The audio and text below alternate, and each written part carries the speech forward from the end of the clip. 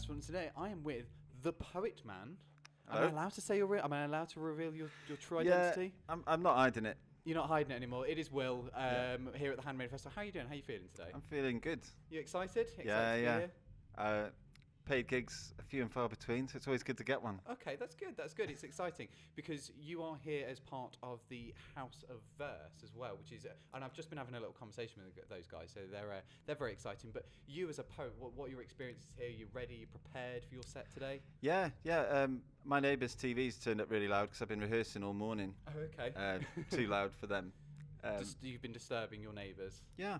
Good. I think that's the best way forward. Yeah. I should sacrifice for my art, but I'm making them sacrifice. It's not ideal, is it? But I'm making biscuits and cake to chill them out a bit. Yeah, I think that's very sweet of you. So not only are you a poet man, you are also a baker's man. Yeah. No, I like any task where you take cheap ingredients and make something of value out of it. Like homebrew beer, growing your own food, that sort of thing. That's quite a sweet sentiment there. Yeah, that's really cool. I like that.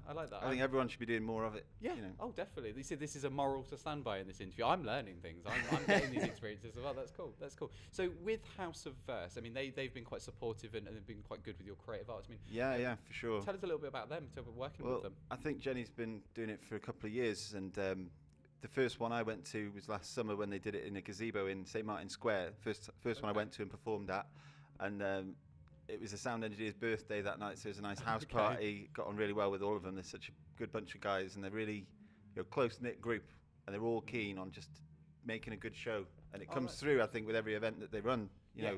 Yeah. But yeah, it's great that she's starting to get offers to do. Last year she did Oxjam, a stage at Oxjam Festival. Wow, okay. It's starting to move forward now with Handmade and with things in the future. Yeah, and it's nice to collaborate and learn and work and gain experiences from other people. And I'm assuming that's supported you in that way as well, because they have poets and they have spoken word artists there as well. So it's quite nice to interact with them, I suppose. Well, yeah, if you see someone do a good set and they do something that you didn't expect, some surprising thing, it inspires you to get better and next month be better. And so I think everybody's always trying to raise their game, and that works good for the audience that keep coming back. Yeah, definitely. Is this your first year at Handmade, or have you done Handmade? Oh wow, so this is your first year. Yeah. Excellent. Yeah. So, do you have any warm-up techniques before you go out onto the stage? Yeah, I mean, I cycle, so I actually do like a physical warm down. I like stretch my legs out. I did this at the Stamford Arms in Groby the other night, and everyone just started watching me because I was like just stretching myself out, doing like. I like. It's a bit of an affectation. It's a bit like Tim Minchin with his barefoot stuff on stage. I do it because it just attracts attention. People, even if they were just drinking a pint and not knowing what's going to happen next, they'll see, what's this guy doing? It just looks more interesting before I go on stage. It's just like a preparation. Yeah. A tease of things potentially to come with your set. That's good. I like that. And because I was talking to a few guys before, and they said apparently they eat a whole banana before, skins and everything. Skins and everything.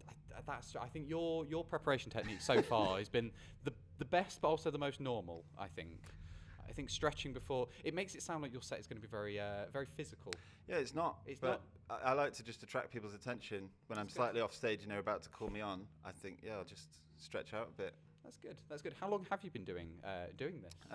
December, not last year, the year before. Wow. Okay. It was the first time I just went on stage and did any poetry. Yeah. And for a year, I was pretty much exclusively just doing poetry and poetry nights. I started running my own one called Spoken Word Is Not Dead in Glenfield in a Nag's Head, and I started to do music. And now I use music all the time because you can get a longer set. You can get like half an hour, 40 minutes doing a musical act. Okay, so as you've been doing this, your poetry has kind of evolved into something that I suppose reflects you quite a lot as well. Yeah, I think the first time I did poetry, I was just in a pub the week before, and I was trying to tell this guy about a reggae song I was trying to write. I was always trying to do music, but I wasn't good enough. And this guy just said, "Oh, I like the lyrics. Just try it as a poem," and it worked. So I carried on doing poetry, and it's kind of stuck with you. Yeah, there's a lot of like writing groups people can go to for free, and those have really helped me because like performers who are national teach you their skills. Yes. And I've always felt like a bit of an outsider. I never did drama past year 9. Never did any performing or music. But it shows that somebody that wants to give it a go and they can rise through the ranks in the way that you have done, and you're at the Handmade Festival now, which is amazing. Yeah. Going along that sort of vein, what sort of advice would you give to people that were perhaps, in your situation where they want to kind of get involved with doing some poetry? And just keep going on stage. There's open mic nights everywhere. I was doing it sort of once or twice a month to start with, and then something happened where my ex and I broke up, and I started doing it 4 times a week, 5 times a week, just going open mic nights everywhere.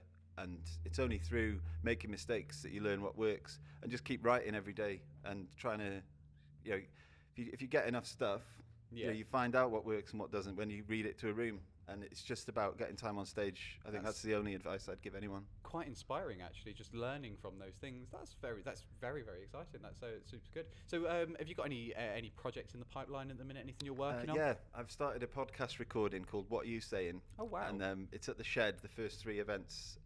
I think the 4th one's going to be at the Soundhouse.